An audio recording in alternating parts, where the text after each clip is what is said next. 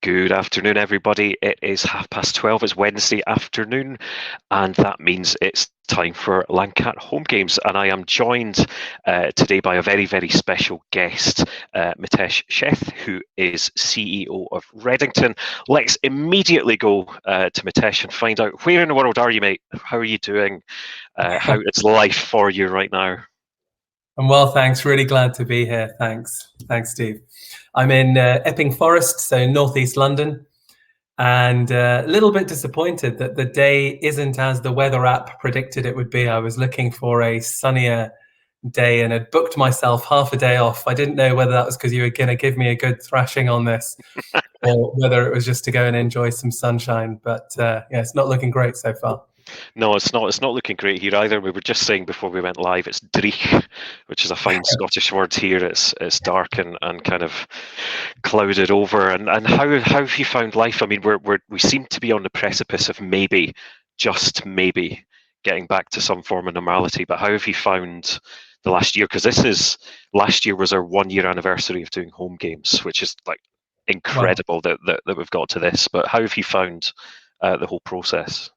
Yeah, we've been very fortunate, but because we have a team in China, 12 people that work for us in Beijing, who we were obviously dealing with lockdowns and COVID a couple of months earlier than we were here in the UK. So we'd kind of got to grips with it. We'd started to test what it might be like to get our people working from home, and I think we've been, more than a year now, maybe a year and a couple of weeks since we sent everybody home.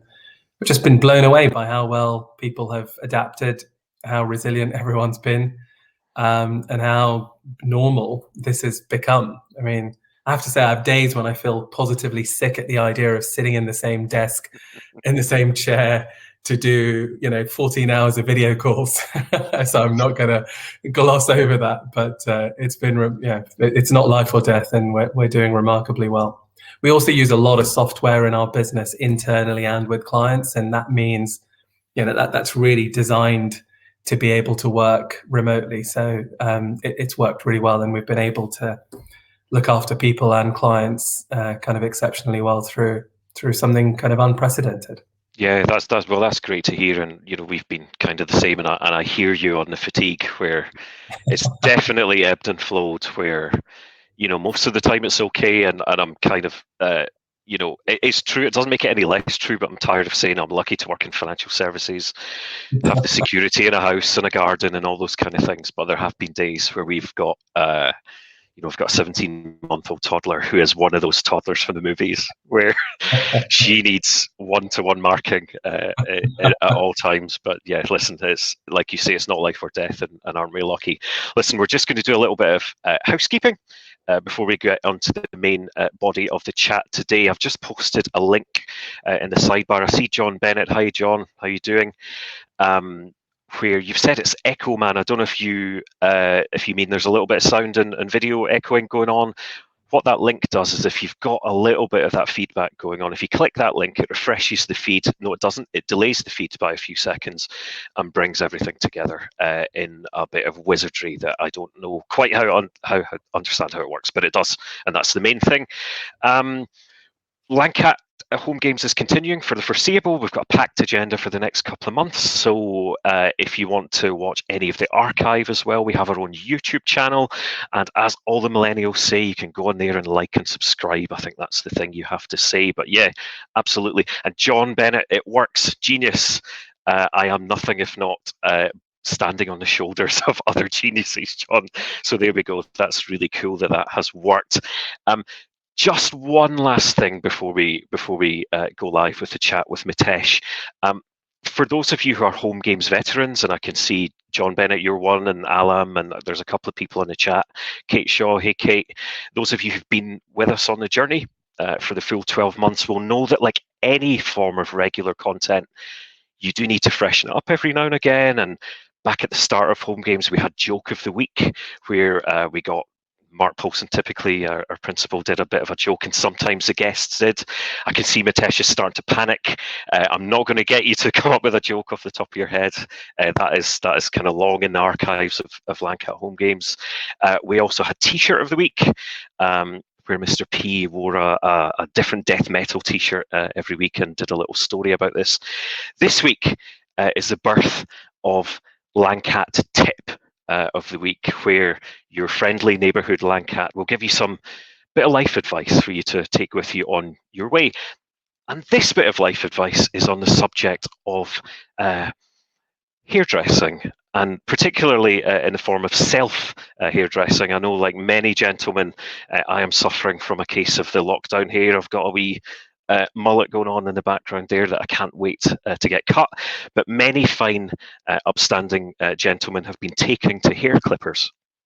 And I don't know if you're familiar with the lingo of going into a barber shop, but it tends to be a very limited transactional form of conversation. It's usually number 2 back inside, a bit short on top, and that's the way we do it.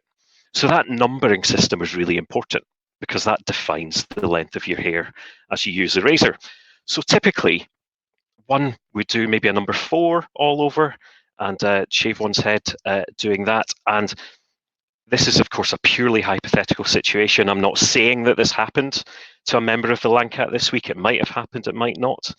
But if you are doing a number 4 all over, and you then take a look in the mirror later on that day and see a little tuft at the top that you maybe want to do a little bit of cleaning, a little bit of tidying up, if you get the razor in your hand, make sure you put the clipper head back on. Because if you then take the razor to your head, you get what's known in Scotland as the big baldy stripe. And then that leaves you with the worst hairdressing dilemma of all. You either have to leave said stripe, or it all has to come off. And I'm not going to say whether that did happen or whether it didn't happen to a member of the Lancat, but all I'm saying is that isn't it lucky that Mark Poulsen isn't presenting HomeGames this week? So there we go. That is Lancat Tip of the Week number 1. I hope you've enjoyed that. We'll see what we can come up with next week. Anyway, enough of the nonsense. Let's go over to Mitesh and start the proper conversation, which is a really lofty conversation.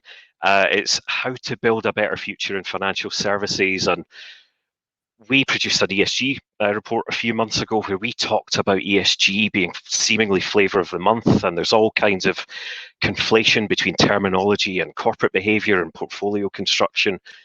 But here's a company where ESG, or building a better system and a better future and a better working environment, has been at the forefront of your organisation. So I'm going to hand this over to you, Mitesh, and I'm going to get you to tell us about you and your firm, Redington, and why this means so much to you.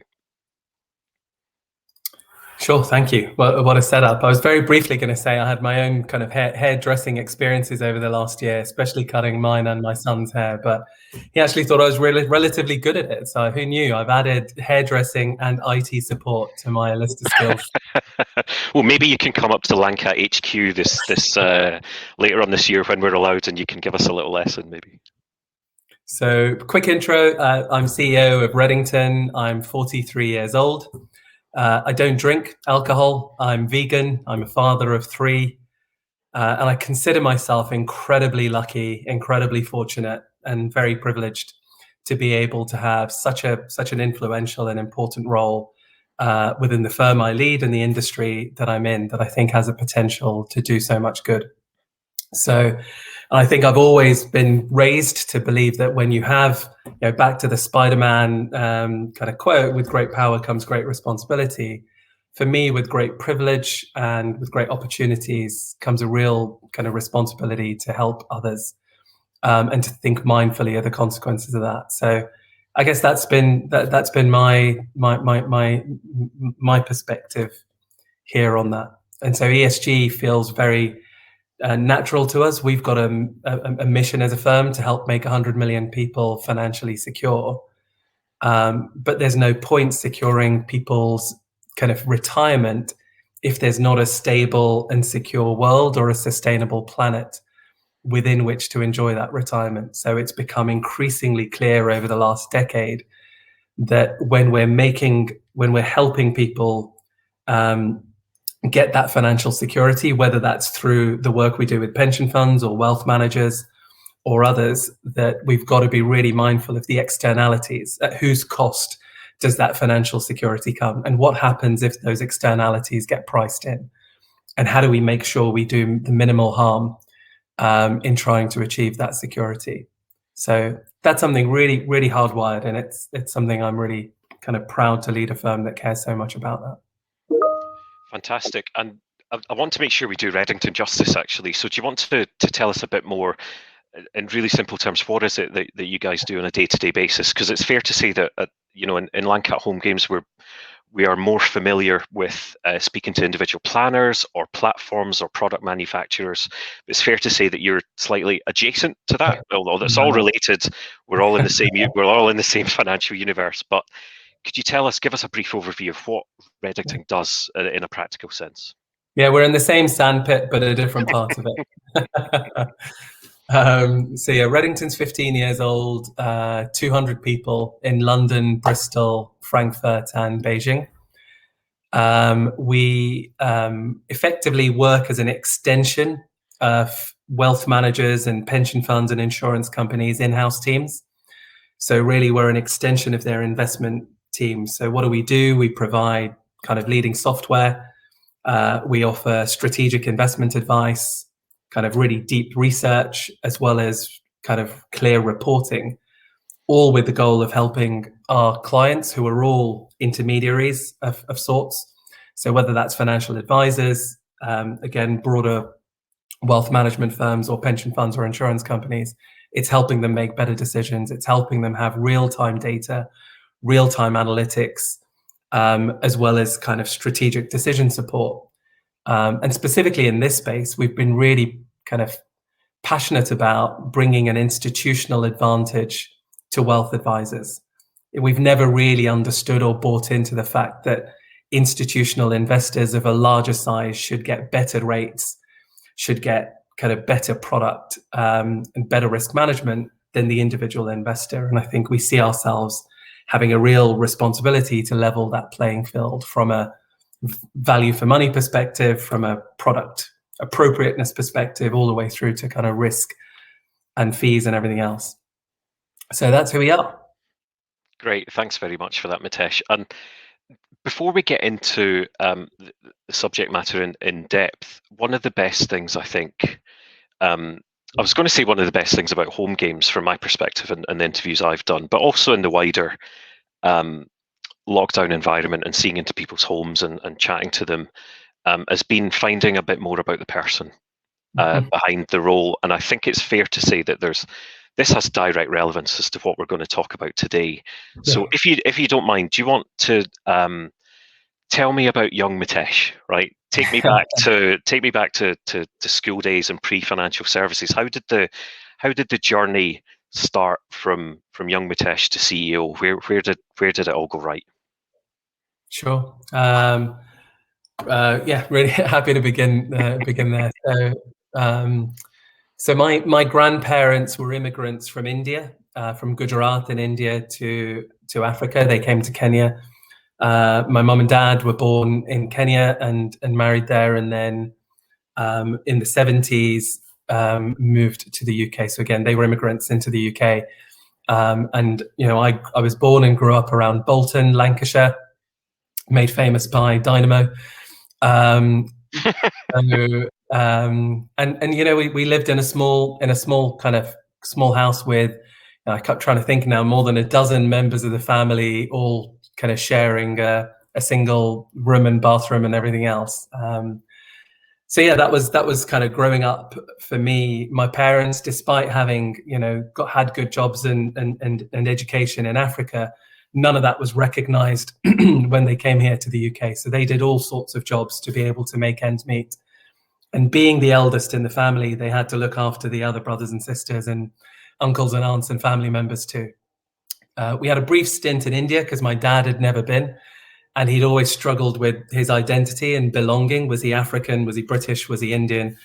And so we went to India for the first time when I was 3 or 4 years old, and my dad loved it, ripped up the return ticket, and we stayed there for 5 years. And so I remember at my first day at primary school in India, going in with my coloring pencils and they were doing their 12 times table. I came back home crying to my mum to say, where the hell have you brought me?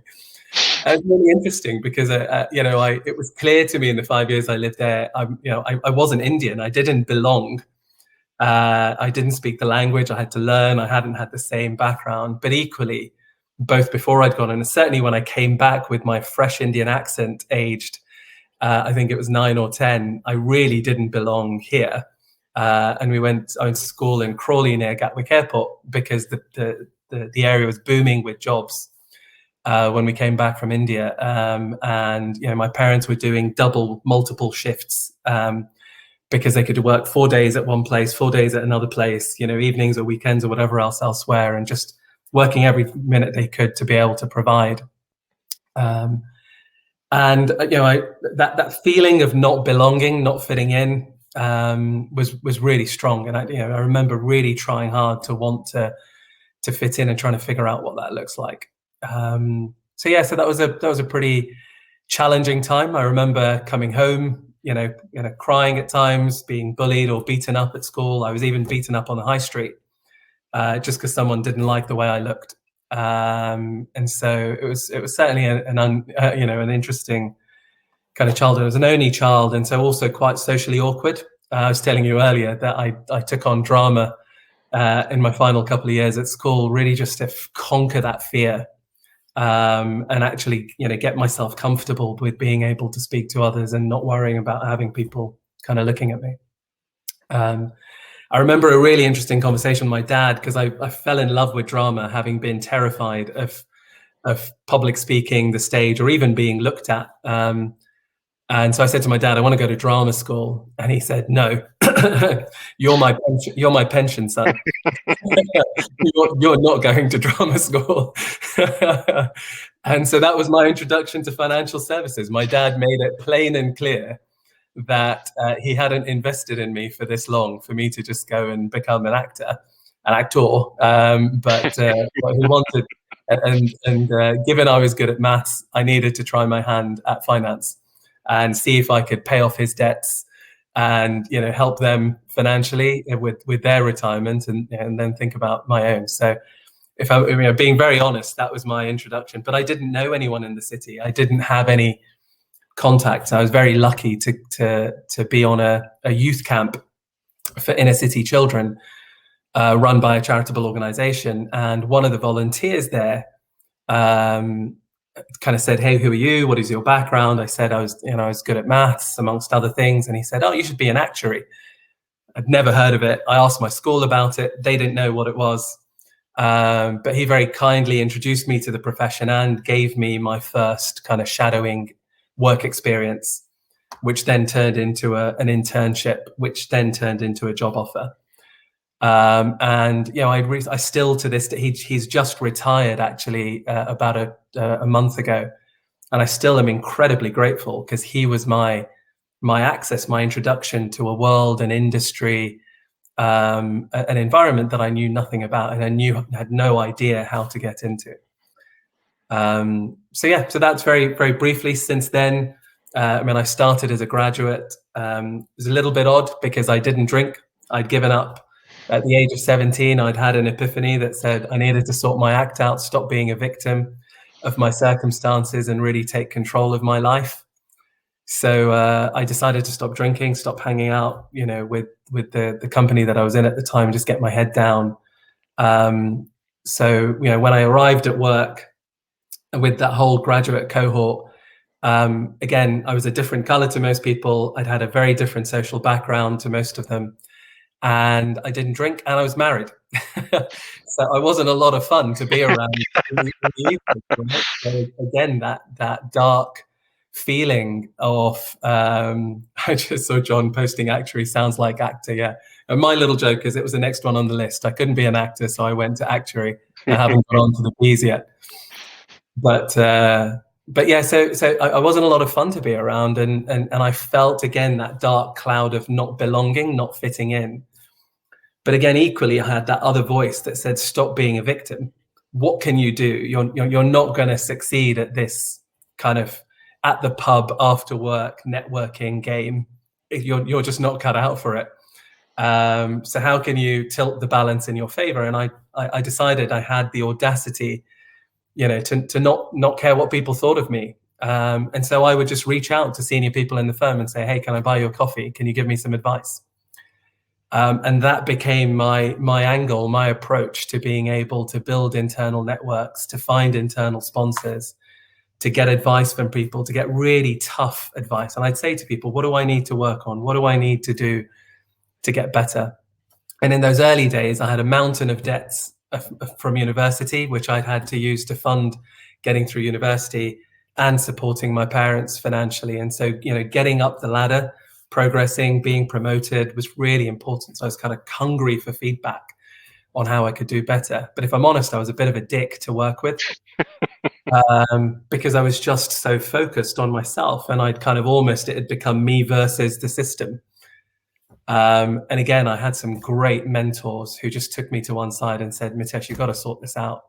And I can't tell you how many times the word rough diamond were used to describe me in the first decade of my career. But those mentors, those allies, those people, whatever you want to call them, but people who took an interest in me, who saw my potential and gave me the tough love that I needed to say, you're going to have to work better with others. You're going to have to hear others' perspectives. You don't always know what's best. You've just got to slow down, stop being quite so intense. And all of those feedback were instrumental in making me, who I am today and the journey I've been on. So certainly as I look back and reflect, I can see that and empathize massively with people who feel like outsiders, who feel they don't belong, and have seen firsthand at how you tilt that balance. And can make it a fairer system. Fantastic. Listen, I'm just going to echo Kate Shaw's comment, who said very perceptively, this is a much better story than most of the rest of us who just fell into financial services, because that's the thing we hear so often. And certainly if you're local to Edinburgh, or kind of semi-local to Edinburgh like I am, so many of us, we need to pay the bills and we end up working in financial services, and then careers grow. Listen, what an incredible backstory to start with, Mitesh. I've got a list of, I don't often do this actually, but for HomeGames interviews, I normally just have a list of like 2 or 3 bullet points to make sure I don't have brain freeze somewhere halfway through the conversation. But I've broken the mold, because once I started writing the other day, I couldn't stop. And I've got a big list of stuff I want to cover with you, but we're definitely not going to have enough time. I can already tell. So I'm going to dance around with the structure a little bit, and I want to talk about our view of ESG.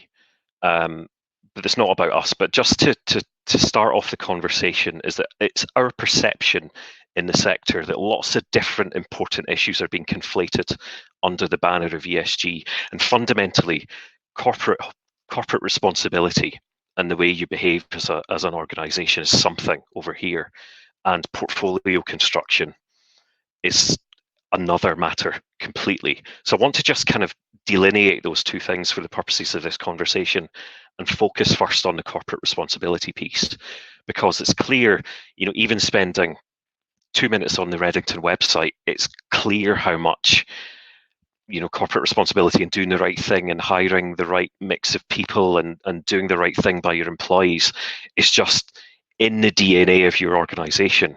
Can you tell us a little bit more about what that means in a practical sense in terms of how you do business and your recruitment methodology and because this isn't, it's fair to say that the cynic in me and the cynic in many people in the sector is that lots of people are getting on the ESG bus. They're buying a ticket because it's the thing, it's in vogue, it's in fashion. But Redington have been doing this for years, right? So can you tell me a bit about things like your corporate policies and how you conduct yourselves at Redington? Sure, really happy to. I think a lot of it flows from the founders who set up the company, who had a real sense of their responsibility, and then equally in the people they attracted, people like me who came from other parts of the industry. And for the first time, I remember writing a blog in my first month at Redington 7.5 years ago, where I said, I finally found my tribe. here's a tribe of misfits who didn't quite fit in most of the other organizations and companies in financial services, but who were brought together and who found a space where each of their differences were actually celebrated and valued, rather than feeling like they had to put all their effort in trying to fit in and changing themselves. And so I saw there was a real lesson to that before I ever arrived, and can't take credit for. I'm a real practical person, so let me give you some specific things we've done, and let's just talk diversity, because I don't think ESG is a helpful label. It's so broad, right? Are we talking about environment, and within environment, are we talking about climate or something else? And within climate, are we talking about net zero? And if net zero, which of the 4 most popular definitions of net zero do we care about, right? So, like, is it the E, is it the S, is it the G, and which element of it? And I think the more specific you can be, the better. So let's talk diversity and inclusion for a minute. One of the first things I did as CEO was to say, we've got great cognitive diversity, we've got great challenge and debate, but we've got hardly any women in senior positions in this firm. And the answer is not to hire more female graduates. Yes, let's do that too. But we've got to figure out how we hire mid-level and senior women into the industry. And so the first thing we did was to set up a returnship program to say, how do we bring in women who have had a break in their CV? Some of the candidates we saw had up to 10 years, out of the city from the roles they'd been in. And how do we bring them back into work? And so that was a 3-month kind of internship where they got a chance to learn about us and we got a chance to learn about them. And off the back of that, we hired 5 women into senior and mid-level roles. And we repeated the exercise a year after. And after that, it's just become a normal part of practice, not just for the internships, but to hire and look specifically for people who've got gaps on their CVs. That not being an obstacle, that the algorithm says no before you've even had a chance. So that was one very specific, tangible thing that you can do that we did and made a real difference. Specific other things have been getting senior people in the firm to have mentoring conversations with people that are different to you. So how do you empathize? How do you understand the story, the challenges? You're never going to see them if you've not had that lived experience.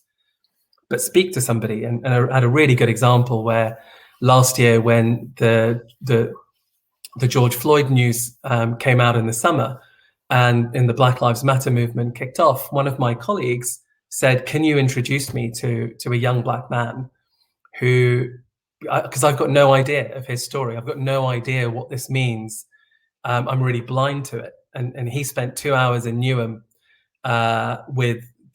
she spent 2 hours in Newham with this young Black Somalian boy. And in that 2 hours, she was transformed and he was transformed. His perception of middle-class white women who work in the city was transformed because of his conversation with her.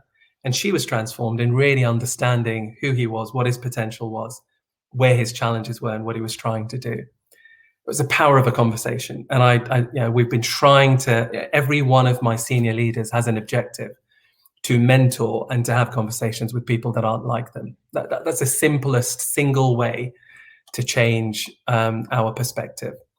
I think beyond that, it's been getting, we now have a board that's more gender diverse, and diverse more broadly. We've got a diverse kind of remuneration committee, which is key because that's where pay and promotions happen. And we review every individual in the firm, and we challenge the managers to say, are you just promoting the people who shout the loudest, or are you promoting the people who deserve it?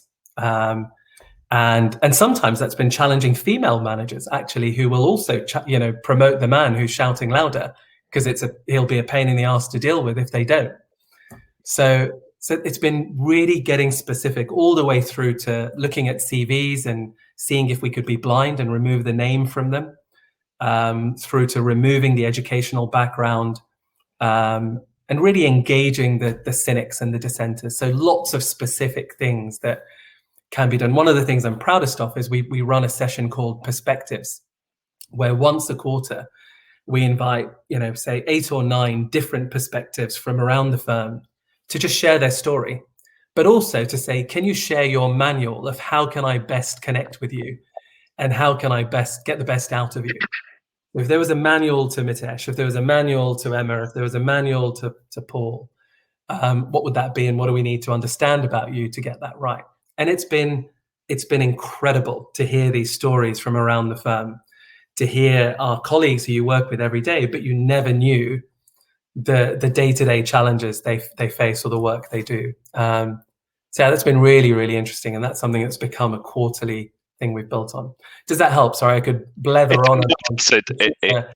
It absolutely does, mate. It absolutely does. And we'll touch on a couple of the comments in a couple of seconds. You've actually made one of my questions completely redundant, because one of them was going to be, do you think your background and upbringing has influenced the way that you conduct business? And it's patently obvious that you are living and breathing this, and that you come alive when you talk about this, and it's just a magnificent story to hear. You touched just a little bit in there about or talking to or converting the cynics. And while I totally buy into what you're doing and agree with all of that, I guess the counterpoints that I'm hearing, if I was to put a counterpoint to you from someone maybe running a small business of, say, 4 or 5 people, who doesn't have the scale and size or growth aspirations to approach diversity from the same angle, how do you counter that and say that what are the tangible, kind of measurable, quantifiable benefits from opening your mind to this, or maybe doing things a bit differently? Can you, because we live in a sector which is obsessed with KPIs and benchmarks, and you've done this, you've done that, and you've done this. How do you quantify it, other than it's just surely what all of our internal moral compasses are saying is the right thing to do? How do you take it a step beyond that and say, look, these are the benefits that it's brought us? I'm happy to. It may be the right thing to do, but it's bloody difficult to do. And most human beings will do what's easy. So we won't do this, is a reality of it. I won't sugarcoat it and say, this is the right thing and this is easy and we should all be doing it. We've known that. We've known that for generations, if not decades, but it's not easy. So if you want an easy life, hire people who went to schools like you, who lived in the area that you live in, who look like you, who talk like you, and are interested in the same things. That will lead to an easier life, for sure. And I won't advise any different to that, right? May that get in the way of your innovation? Yeah. Might that get in the way of coming up with the best ideas or challenging your perspective? Yeah. Could you end up with groupthink if you just go that way? Yeah, probably. Will you limit your ability to attract a new generation of talent? Yes, very possibly. Will that limit your growth and your success? I think so. I mean, I think for us, the two are synonymous. We think attraction and retention and innovation and growth and a fun and interesting environment to work in, a learning environment where you're constantly being challenged, is what makes the effort worth it. But it is effort. It takes effort to understand perspectives. It takes effort to acknowledge that you're wrong, that you've got biases, that you say stupid things, that you've got to take back and figure out how you deal with some of these challenges when two people on a different end of the cognitive spectrum can't see eye to eye, and to try and referee and help them see the content rather than just the style of what's being said. That's hard work. But I think it's worth it if those elements are what you're looking for. Fantastic. I'm just going to pick up a comment from my beloved colleague in Isle of Wight, Mr. Mike Barrett. I did a project for Redington recently. In over 5 years at the Lancat, the only time I've been asked for feedback on the people I worked with or for, which is a very open feedback culture. Is that something that you build into day-to-day projects with external clients? So this is a really interesting question. It comes right to the heart of how do you create an inclusive environment, but also how do you, because you can hire diverse talent, but if they can't speak up, how are you going to retain them, right? Or how are you going to get the best out of them? But equally, how do you create an innovative culture? And I learned very early on coming in as CEO that I needed to be more vulnerable, but I'd spent a career building walls around myself because I couldn't let people see who I really was because they wouldn't relate to me. I'm the alien in the room. And so one of the hardest things possible was to get over my imposter, to not try and pretend that I knew what I was doing, but to let my guard down and say, actually, I've never been CEO before. I've seen others do it well and badly. I've made lots of notes. I've got advice. I've read books, but I'm figuring this out as I go along. So if you think I can do it better, if you think I'm making mistakes, then tell me. And so I've had to really work at getting honest and open feedback from the organization, because people aren't wired to challenge authority, right? It's just not how we're wired as human beings. We're worried about the risk of it. So you've got to go out of your way. And so we've done a lot of work on that. But most recently, one of the experiments we did was create feedback profiles, where just on our intranet, each of us as senior leaders in the business, and then that cascaded through, just wrote a little profile that said, I want your feedback. On a scale of 1 to 10, here's how hard I want you to give it, from sledgehammer to sugar-coated. Here's how I best respond to feedback. And actually, here are the 3 things that I need to get better at, that I'd really, really value feedback on. And that's what opened up the doors and the floodgates to feedback. Because when you ask for feedback, people kind of look at you and say, well, are you looking for a pat on the back? Are you, what exactly should I be telling you? But if you say, hey, I've got this problem, and my problem is, I don't know, I speak over people, and I don't notice that people want to speak. If I do that to you, please can you give me feedback? Please can you call me out? It's going to make it a heck of a lot easier for people to do that. So I think it's really important. I wouldn't say you have it and you can get complacent with it. You've just got to work at it every day to retain an environment where people give feedback upwards and across, and they challenge authority with a view to making things better.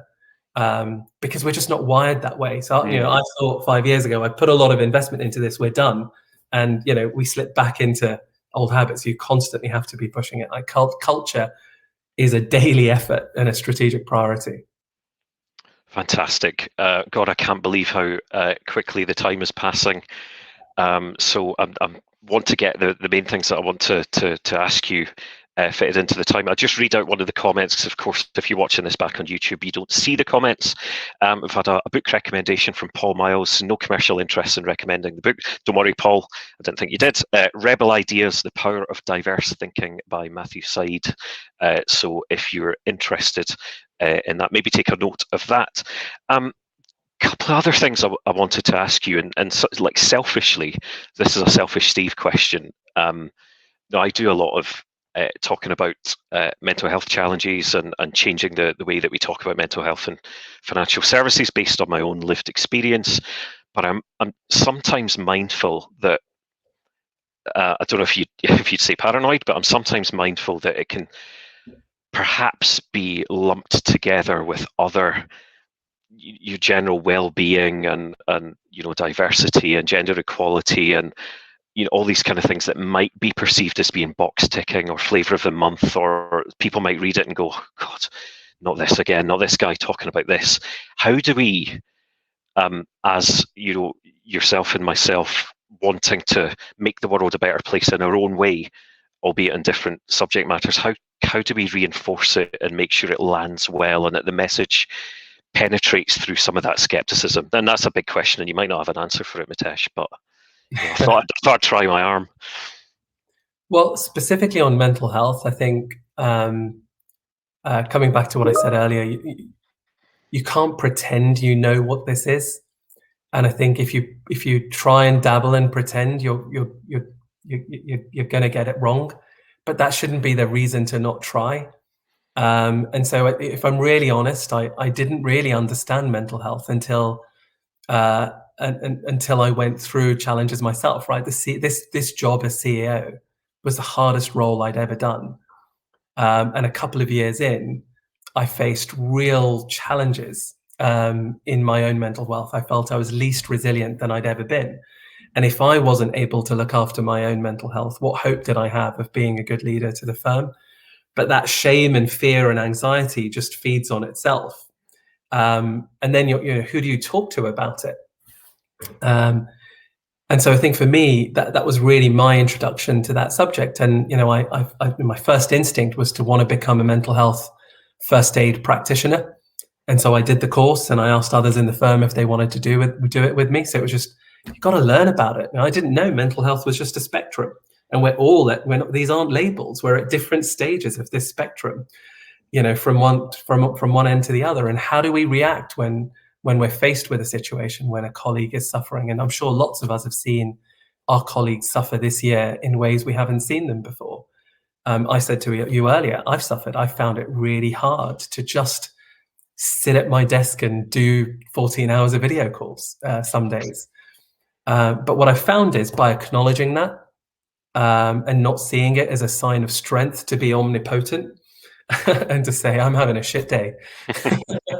I'm really struggling, so be kind, or I'm going to keep my camera off because I just can't do this. I'm going to walk around the garden while we talk. I'm going to take a walk.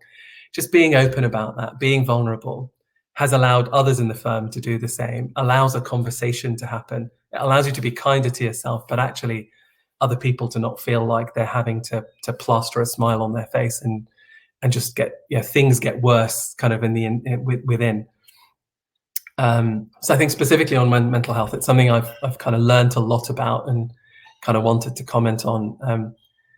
How you asked me a question earlier, which is, what could you do, right? So and for me, a really important message has been, I've done a lot of working with women, working with people of different races and ethnicities, working with people from different races, different social backgrounds.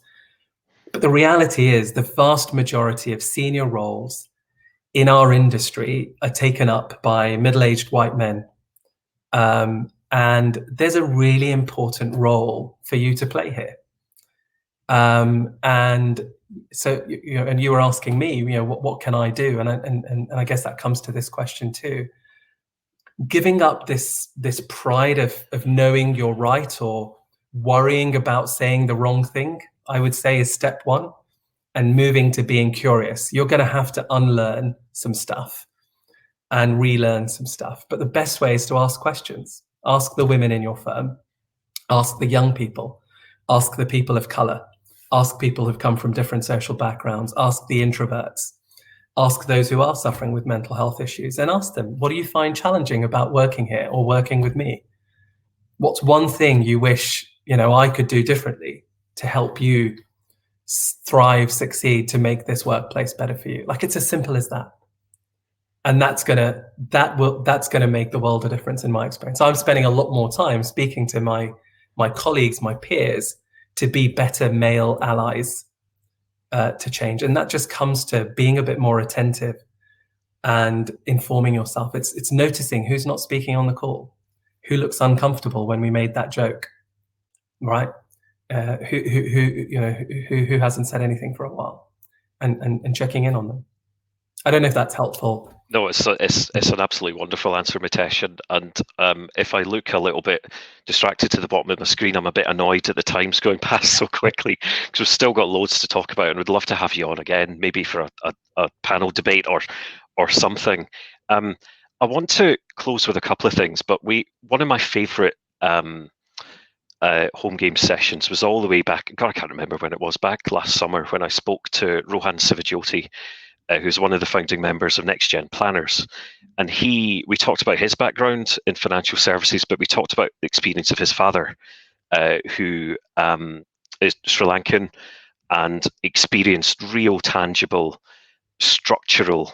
seemingly structural racially motivated barriers for his progression in the sector.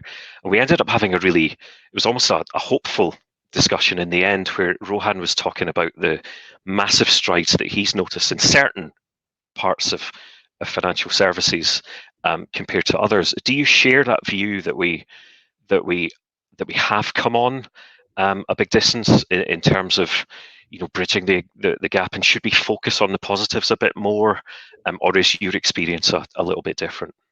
No, I come with huge optimism. So firstly, I believe people are good fundamentally. That's how I'm wired. My experience in this industry, whether that be in the fund management and asset management sector, whether that's with wealth advisors, kind of broader wealth management, all the way through to pensions, insurance, and the various other consultants in the market. I meet lots of great people with great intentions, and if anything, I've seen a real groundswell in people wanting to do better and acknowledging they need to do better. That makes me very hopeful. And the reason I spend quite so much energy talking about practical stuff is I don't believe I need to convince people that this is the right thing to do. But I think people struggle with, how do I do it? And so I don't believe the battle today is in the why. I think it's in the what and the how. And I think the more we can share what we're learning, what we've done, what works, what doesn't work, the more we can help each other get over that fear of looking stupid, getting it wrong, making a mistake, because we can learn from each other's. So we're going into uncharted territory. So we will make mistakes, and we've got to get used to that. But I think it's worth it. It's really worth it. And I see I'm very optimistic about the desire to do it. I see across the entire industry.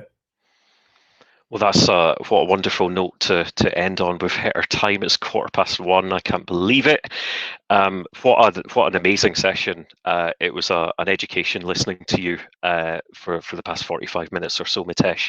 I'm sure people on the live chat and who've attended live have got loads out of that. And please check out the Redington website. For those of you watching on YouTube, please do that as well, and check out the rest of the Lanka archive. If you want to join us next week, isn't it great? We've got a senior female leader in financial services, given the subject matter today. We've got Jackie Boylan from Funds Network, Fidelity Funds Network platform, to talk to Mark Polson, who may or may not be wearing a hat next week. And let's not forget, along with being kind to each other, being nice to each other, asking questions and learning about each other, which I think has been the main message today, please, please, please don't cut your own hair without checking the blade first. Thank you very much for attending. This is Lanka out. Thank you again to Mitesh, and for everybody for joining in. See you next week. Thanks so much, Steve. Thanks, everyone.